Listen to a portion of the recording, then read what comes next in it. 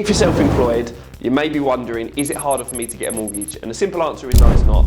You just need to have a bit more preparation involved compared to somebody that is employed. In this video, I'm going to break down why it's not that much harder to get yourself a mortgage if you're self-employed compared to someone that's employed.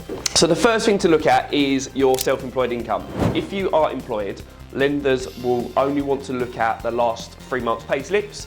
And even if you've just started a job, they can look at just the most recent month's pay slip. Being self-employed, because the lenders want to see that your business is sustainable and it can earn profit in the long run, most lenders want to look at the average of the last 2 years' accounts.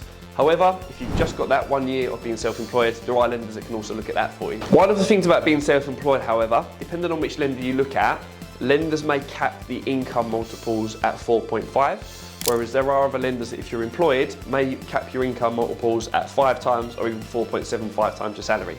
That being said, it doesn't necessarily mean all lenders work this way, but some lenders do have a bit of a restriction as to how much you can borrow if you are self-employed. If you're a limited company director, what the lenders would look at is, rather than looking at the money that you've taken from the business, there are certain lenders out there that will look at the net profits that the business has earned and the director salary that you've paid yourself, which will usually allow you to get higher borrowing amount compared to looking at what you have withdrawn from the business. In regards to lenders completely declining your mortgage application just because you are self-employed, that isn't the truth. It all comes down to affordability. And as long as you can document the profit that your business has earned over the long term, there's going to be no difference at all in you getting a mortgage being self-employed compared to being an employed person. So what documents will lenders need when they're looking at assessing your income being self-employed? So they need to look at the last 2 years' tax calculations and tax year overviews, and they'd also look at your last 2 years' limited company accounts if you are running as a limited company. To figure out how much you can borrow, if you are a sole trader, the lenders will look at the average of the last 2 years' worth of your tax calculations, the tax year overviews, and figure out how much you can borrow by adding them together and dividing that by 2.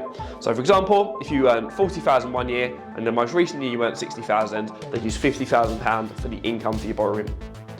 But again, if you're looking at the right lender, there are some lenders that will just look at your most recent year's accounts, but that is on a case-by-case basis, and it depends on if your income has continued to increase. If you're a limited company director, they want to see your last 2 years' business accounts and also your tax calculations and tax year overviews. But again, as I mentioned earlier, if you're looking at the correct lender, they would only need to look at the salary that you've taken from the business and also the net profits that the business has turned over. In this video, we've broken down how you can get a mortgage as a self-employed person. And if you want to find out more details about the house buying process being self-employed, press like and subscribe and stay tuned for more videos.